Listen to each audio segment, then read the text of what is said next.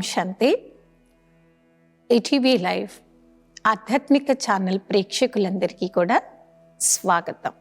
సృష్టి అనే నాటక రంగంలో ప్రతి ఒక్కరూ తమ యొక్క పాత్రను అభినయిస్తున్నారనే విషయాన్ని మనం తెలుసుకున్నాము. మంచి వ్యక్తులు, చెడు వ్యక్తులు ప్రతి చోట మనకు కనిపిస్తూ ఉంటారు. కొందరిని చూసినప్పుడు కొందరు ఏమంటుంటారంటే, ప్లీజ్ దయచేసి నేను రిక్వెస్ట్ చేస్తున్నాను, మీరు ఇంకా ఎవరి గురించైనా మాట్లాడండి, కానీ పొరపాటున కూడా మీరు వారి గురించి మాట్లాడకండి, ఆ వారి గురించి ఏ విషయం నాకు చెప్పకండి ప్లీజ్ అని మనం రిక్వెస్ట్ చేస్తూ ఉంటాం. ఇక్కడేం జరిగింది? ఏం మీరు చూశారు, ఏమి మీరు ఆలోచించారు? పరిణామ స్వరూపం ఏమైపోయింది? మీకు తెలియకుండానే మీలో ద్వేషం అనేది ఆ వ్యక్తి పైన పెరిగిపోయింది. అది ఎంత బలంగా పెరిగిపోయిందంటే, సంవత్సరాలు గడిచిపోయాయి, రోజులు గడిచిపోయాయి, కానీ మీ మనస్సులో ఉండేటువంటి ఆ ద్వేషం మాత్రం స్టాప్ అవ్వట్లేదు. ఆధ్యాత్మికత మనకి నేర్పించే విషయం ఏంటంటే, జైసి దృష్టి వైసి సృష్టి అనగా, మన దృష్టి ఎలా ఉంటుందో సృష్టి మనకు అలాగే కనిపిస్తుంది. ఒకవేళ నా దృష్టి అనగా నా ఆలోచన తీరులో వ్యర్థమే ఉంది, స్టోరేజ్ అయిపోయింది ఎక్కువ, వేస్ట్ వ్యర్థం అనేది ఎప్పుడైతే స్టోరేజ్ ఫుల్ అయిపోయిందో అప్పుడు అదే నాకు కనిపిస్తుంది, అదే నేను చూస్తూ ఉంటాను. తిరిగి మళ్ళీ మనం అదే అంటాం. ఏది నేను చూడొద్దనుకున్నానో, ఏది నేను వినొద్దనుకున్నానో, ఎందుకు నాకు ఎన్నిసార్లు అదే కనిపిస్తుంది, అదే చూస్తూ ఉన్నాను. ప్రపంచం అనాది కాలం నుండి ఇలాగే ఉంది. ప్రతి సంవత్సరం వర్షాకాలం పరిస్థితి ఇలాగే ఉంది. కొన్ని మనం వినగలుగుతాం, చూడగలుగుతాం, కానీ వాటిని మనం ఫుల్ స్టాప్ పెట్టలేము, మార్చలేము. మీరు వాటిని ఫుల్ స్టాప్ పెట్టలేరు, మీరు మార్చలేరు అన్నప్పుడు మీ యొక్క సృష్టిని మీరే మార్చుకోండి. సృష్టి మార్చుకోవడం అనగా ఆ యొక్క తప్పు ప్రభావం మన మైండ్ పైన పడకుండా మన మైండ్ని కూల్గా పెట్టుకోవాలి. ఒకసారి ఒక గొప్ప వ్యక్తి, ఆధ్యాత్మికతను గౌరవించేటువంటి వ్యక్తి, తనకు తెలిసినటువంటి చాలా క్లోజ్ పరిచయం ఉండేటువంటి తన ఫ్రెండ్ నడిపిస్తున్నటువంటి కంపెనీకి వెళ్ళాడనమాట. ఆయన ఎండీని అడిగాడు, ఎలా రన్ అవుతుంది ఈ కంపెనీ? ఓకే, అంత గుడ్డ, అందరూ బాగున్నారా? సో ఎండి చాలా సంతోషంగా ఫ్రెండ్కి ఒక ఆన్సర్ చెప్పాడు. ఏమనంటే, మా కంపెనీలో పనిచేస్తున్న ప్రతి ఒక్క ఎంప్లాయ్ చాలా ప్రేమగా ఉంటారు, ఎప్పటి వరకు గొడవ రావని చెప్పాడు. షాక్ అయ్యాడు ఆన్సర్ విని. 10,000 మంది పనిచేస్తున్న ఇంత పెద్ద కంపెనీలో ఎప్పుడు ఒక చిన్న విషయంలో కూడా ఎవరికి గొడవలు రాలేదంట. అంత అండర్స్టాండింగ్తో, అంత ప్రేమగా అందరూ ఉండగలుగుతున్నారు. దీని వెనకాల ఉండే సీక్రెట్ ఏంటి? నాకు చెప్పండి. నాకు కూడా చెప్తే నేను నేర్చుకోవాలనుకుంటున్నాను. నేర్చుకొని నేను కూడా ఫాలో అవ్వాలనుకుంటున్నా.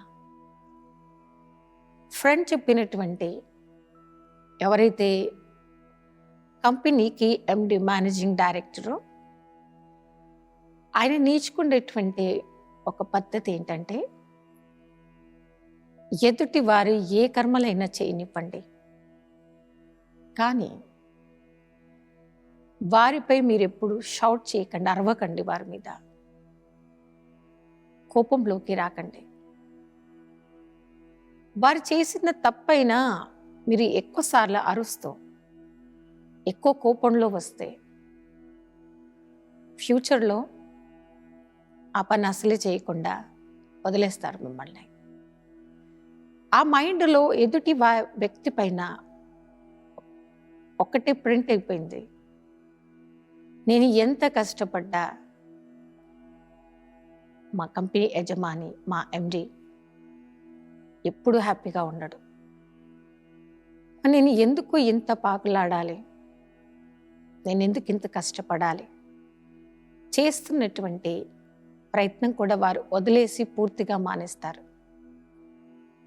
ఇదన్నమాట సీక్రెట్. కొందరు ఎంప్లాయీస్ని పిలిచి అడిగారు, మీరు ఏం తప్పు చేయకుండా, మీ సైడ్ ఏ రాంగ్ లేకుండా, మీ తప్పు ఉంది అని మిమ్మల్ని బ్యాడ్ చేయడానికి ఎదుటి వారు ప్రయత్నం చేస్తే మీ కోపం వస్తేప్పుడు ఏం చేయాలి? దానికోసం కూడా వాళ్ళు ఏమిటి ఒక మంచి పద్ధతిని నేర్పించాడు. ఫ్రంట్ సైడ్ వాళ్ళ మేనేజ్ చేసేటువంటి ఒక ఆఫీస్ బిల్డింగ్ అంతా ఉంది. ఆ కంపెనీకి సంబంధించినటువంటి వర్క్లన్నీ కూడా సిస్టమ్లు ఏవైతే ఉంటాయో, ఆ కంపెనీ మేనేజర్ కానివ్వండి, లేకపోతే గ్రూప్ లీడర్స్ కానివ్వండి, లేకపోతే హెడ్ కానివ్వండి, టోటల్ బిల్డింగ్ ఒకటి ఉంది. ఆ బిల్డింగ్కి బ్యాక్ సైడ్ ఒక పెద్ద హాల్ కట్టించాను. ఆ హాల్లో కొన్ని బెలూన్స్ ఉన్నాయి. ఎవరైతే గ్రూప్ లీడర్ ఉన్నారో, మేనేజర్ ఉన్నాడో, ఎవరైతే హెడ్ ఉన్నారో, మేల్ ఆర్ ఫెమేల్, అందరి ఫేసెస్ ఫొటోస్ తీయించి ఓన్లీ వాళ్ళ ఫేస్ని ఆ బెలూన్కి ఫేస్ ప్లేస్లో నేను స్టిక్ చేయించాను, అతికిచ్చాను. వీరి తప్పు లేకుండా,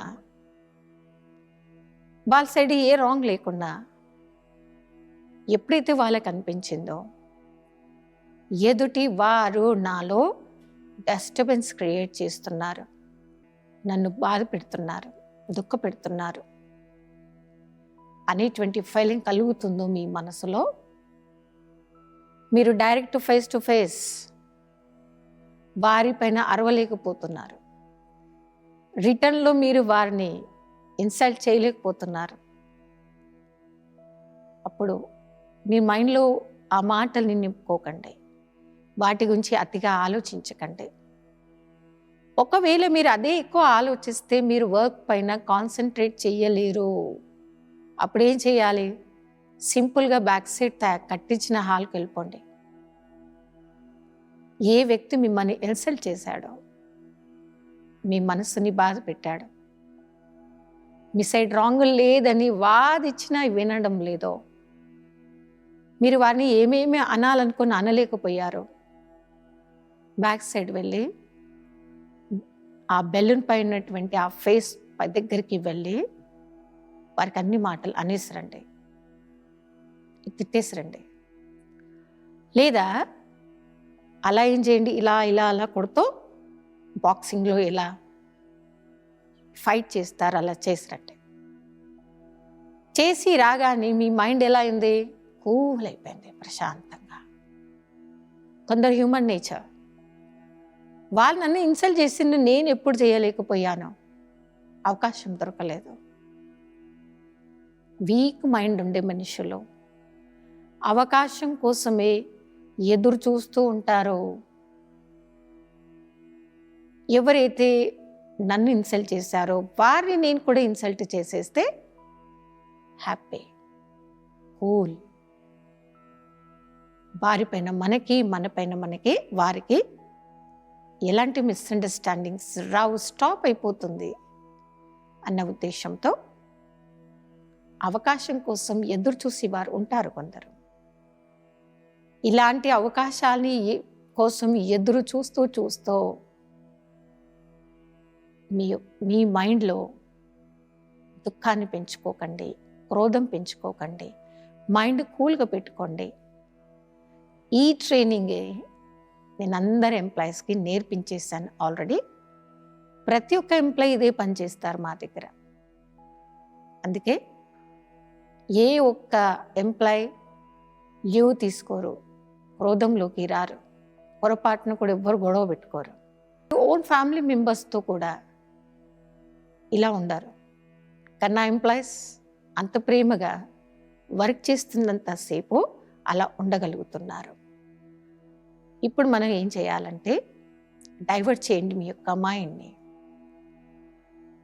బ్రహ్మకుమారీస్ ఈశ్వరీయ విశ్వవిద్యాలయ అతిపెద్ద ఆధ్యాత్మిక సంస్థ. ఆధ్యాత్మిక సంస్థలో మా దగ్గరికి వచ్చేటువంటి ప్రతి ఒక్క సోదరులకి సోదరిన్లకి రాజయోగ మెడిటేషన్ యొక్క క్లాసెస్ వారికి మేము వినిపిస్తాం. ఎన్నో రకాల ప్రశ్నలతో మా ఆశ్రమానికి వస్తారు. మేము వారికి ఎవరికైతే కోపం ఎక్కువ ఉందో, ఆవేశం ఎక్కువ ఉందో వారికి కొన్ని యుక్తులు చెప్తామన్నమాట. ఇలాంటి ఏదో ఒకటి చేయండి. చెయ్యకపోతే అదే కోపం, అదే ఆవేశం. కొందరు వ్యక్తులకి ఎప్పుడైతే కోపం ఎక్కువైతుందో, చిరాకు ఎక్కువైతుందో, ఆ కోపంను, చిరాకును వస్తువులపై చూయిస్తారు, లేదా వైఫ్ మీద చూయిస్తారు. ఆ వైఫ్ పిల్లల మీద చూయిస్తుంది. రాను రాను వాళ్ళ ఇంటి పరిస్థితి ఏమైందో ఒకసారి ఆలోచించండి. ఆ వ్యక్తికి ఆ రోడైనా ఇల్లైనా సమానంగా కనిపిస్తుంటుంది కొన్ని రోజులు అయ్యాక. ఎందుకంటే బయట రోడ్ పైన ఏ గొడవలు అవుతున్నాయో, బయట మార్కెట్లో ఏ గొడవలు అవుతున్నాయో, సేమ్ నా ఇంట్లో కూడా అదే పరిస్థితి, ఏం తేడా లేదు. ఇలా అయిపోయిందనుకోండి, సంబంధాల మధ్య ఏ పాజిటివ్గా ఉండాలో, పాజిటివ్ సంబంధాలు ఉండాలో అవి తెగిపోతుంటాయి. మనం దూరం అవుతూ ఉంటాం. మన యొక్క ఇల్లు ఒక ఆశ్రమంలాగా, ఒక గుడి వాతావరణంగా మనం మార్చుకోవాలి. అలా మనం మార్చుకోగలగాలంటే కూడా మనం చేయాల్సిందల్లా మన యొక్క దృష్టికోణాన్ని మనం మార్చుకోవాలి. ఎలాంటి దృష్టితో మనం చూస్తామో మనకు సృష్టి అలాగే కనిపిస్తుంది అంటే అర్థం ఇదే. అతిగా మీరు వారి గురించి తప్పుగా ఆలోచిస్తూ అదే దృష్టికోణంతో మీరు చూస్తే మీకు సృష్టి అలాగే కనిపిస్తుంది. అలాగంటే సృష్టి. నా దృష్టికోణం ఎలా ఉండాలి? చాలా పాజిటివ్గా, పాజిటివ్ దృష్టికోణంతో నేను చూడగలగాలి అంటే ప్రతి ఒక్క వ్యక్తిని ఒక పరమాత్ముడి సంతానంగా నేను చూడాలి. అప్పుడే ప్రతి ఒక్కరిలో ఉండేటువంటి శక్తి ఏంటి, ఎదుటి వ్యక్తిలో ఉండేటువంటి పాజిటివ్ పవర్ ఏంటి, అది మాత్రమే మీకు కనిపిస్తుంది. మంచి దృష్టికోణాన్ని మీరు తయారు చేసుకోండి. అప్పుడు ఈ సృష్టిలో ఉండేటువంటి ప్రతి ఒక్క వ్యక్తి మీకు పాజిటివ్గా కనిపిస్తారు. ఇవి రెండు సరిగ్గా ఉన్నప్పుడే మీ యొక్క దృష్టికోణం ఏమైపోవాలి వారిపైన, వారు కూడా భగవంతుని సంతానమే. వారు కూడా ఏం కోరుకుంటున్నారు? శాంతి కోరుకుంటున్నారు, సుఖంగా జీవించాలని కోరుకుంటున్నారు, చాలా ఆరోగ్యంగా ఉండాలని కోరుకుంటున్నారు. అదే దృష్టితో మీరు చూస్తే ఈ సృష్టిలో ఉండేటువంటి వారిపై ఎలాంటి వారైనా కానివ్వండి, వారి ఏ కర్మలైనా చేయనివ్వండి, చెడు ప్రభావం, నెగిటివ్ ప్రభావం మీ మైండ్ పైన రాదు. కొన్నిసార్లు మనం అడుగుతుంటాం, కొందరిని ఆలోచిస్తూ ఉంటాం, తప్పు చేసింది వారి గురించి అతిగా ఆలోచిస్తూ అశాంతిలో వస్తుంది నేను. నిజానికి నియమం ఏంటి? తప్పు ఎవరు చేస్తారో శిక్షలు వారికి పడాలి కదా. కానీ నా దృష్టికోణం ఏమైపోయింది ఎదుటి వారిపైన, వారు ఎప్పటికీ మంచివారు కాదు, ఇంకా ఎప్పటికీ కూడా వారు మంచివారు అవ్వలేరు, వారు అంతే అనేటువంటి ఈ తప్పుడు ఆలోచన బలంగా నా మనసులో నాటుకుపోయింది. నా దృష్టి అలాగే నాటుకుపోయింది కాబట్టి నా సృష్టి అలాగే మారిపోయింది. తప్పుడు వ్యక్తి. అందరికంటే మంచి ఎవరైనా ఉన్నారా అయ్యా అంటే అది నేనొక్కడిని మాత్రమే. నా తప్ప ఈ సృష్టిలో ఉన్నవారు అందరూ తప్పుడు వ్యక్తులే, తప్పుడు మనుషులే అనేటువంటి రాంగ్ ఫీలింగ్ నా మైండ్లో ఉన్నప్పుడు నాకు సృష్టి అదే విధంగా కనిపిస్తూ ఉంటుంది.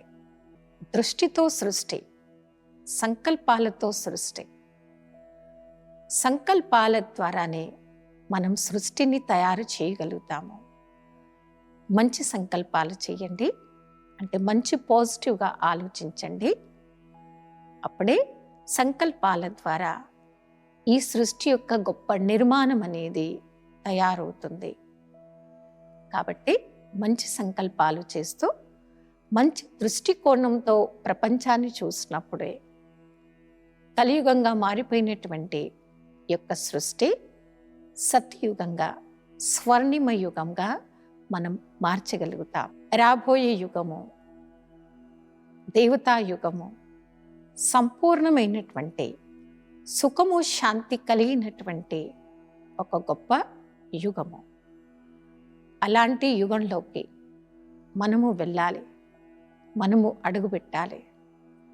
అప్పుడు రిటర్న్లో మనం కూడా గొప్ప వ్యక్తులుగా జన్మ తీసుకోగలుగుతాము. కాబట్టి దృష్టితో సృష్టి, సంకల్పాలతో సృష్టి, ఈ రెండిటి ఆధారంతో స్వర్ణిమ యుగం యొక్క స్థాపన చేయడంలో పరమాత్ముడికి ఒక మంచి యోగి ఆత్మగా, ఒక సేవాధారిగా మనం తయారు కాగలుగుతాము. ఈ విధంగా దృష్టితో సృష్టి అనగా నా యొక్క దృష్టికోణము ప్రకృతిపై కానివ్వండి, వ్యక్తులపై కానివ్వండి, లేదా వాతావరణంపై కానివ్వండి, నేను ఎలా తయారు చేసుకున్నాను, పాజిటివ్గా ఉందా, నెగిటివ్గా ఉందా, అది స్వయం చెక్ చేసుకోవాల్సిన అవసరం చాలా ఉంది. కాబట్టి యొక్క సృష్టి యొక్క పరివర్తన ఖచ్చితంగా అవుతుంది. దానికి ముందు పరివర్తన కావాల్సింది నా యొక్క దృష్టి, నా యొక్క ఆలోచన తీరు.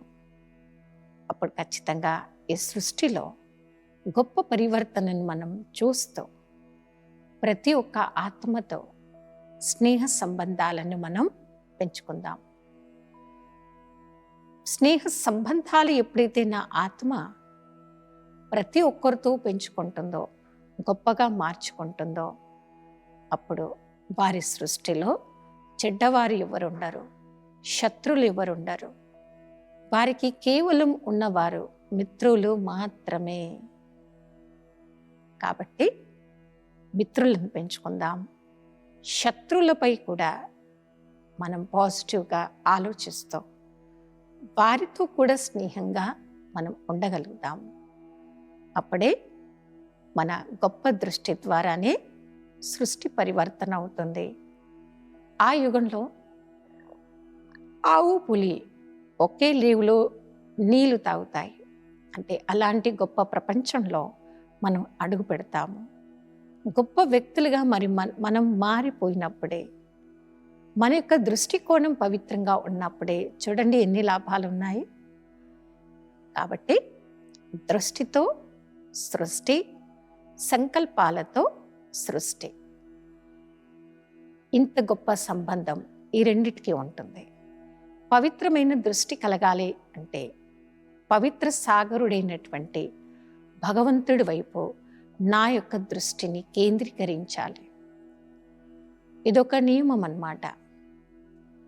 ప్రపంచంలో ఉండేటువంటి ప్రతి ఒక్క మనిషి యొక్క దృష్టి భగవంతుడి వైపు ఉంది. హే భగవంతుడా, ఈ ప్రపంచాన్ని చూస్తున్నావా? అందరినీ కనిపిస్తున్నారా? డైరెక్ట్గా కొందరు క్వశ్చన్ అడుగుతూ ఉంటారు. ప్రతి ఒక్క ఆత్మ యొక్క దృష్టి భగవంతుడి వైపు ఉంది. భగవంతుడి దృష్టి నా వైపు ఉంది, నా వైపు. మరి నా దృష్టి ఎవరి వైపు ఉంది? సరైన వారిపైన ఉందా, తప్పుడు వ్యక్తుల వైపు ఉందా అనేటువంటి క్వశ్చన్ మన అందరం మన మనసుని మనం అడుగుతూ ఉండాలి.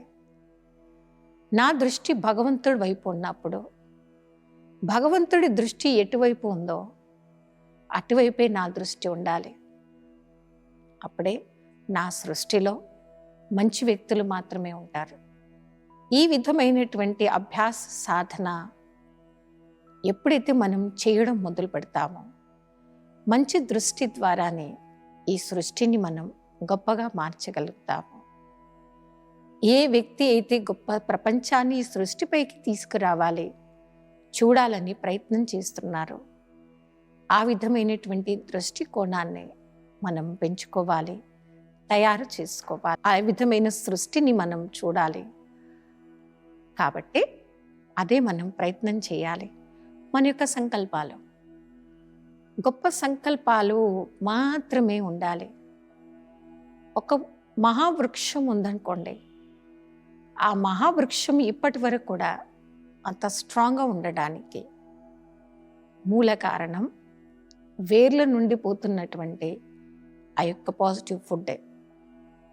పాజిటివ్ ఫుడ్ అనేది ఆ వృక్షాన్ని అంత గ్రీన్గా పెట్టగలిగింది. So green means purity.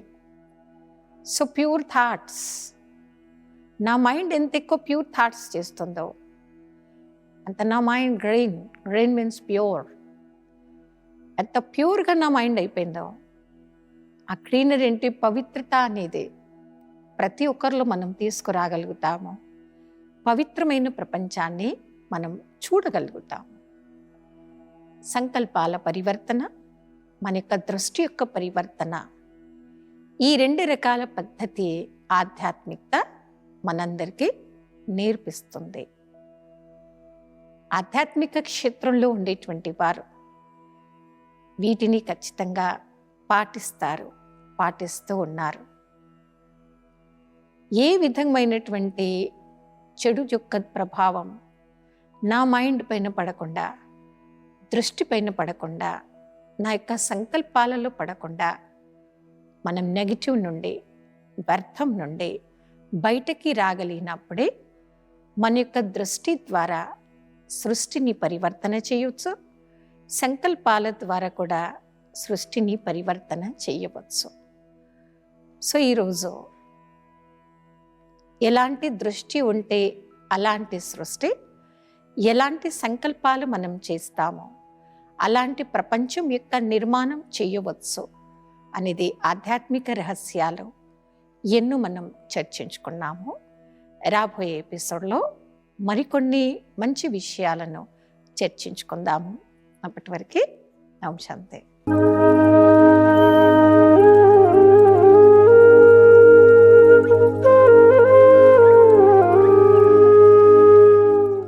ఈ కార్యక్రమాన్ని తిరిగి చూడాలనుకుంటే www.youtube.com/@ETV Life Spiritual లో చూడవచ్చు.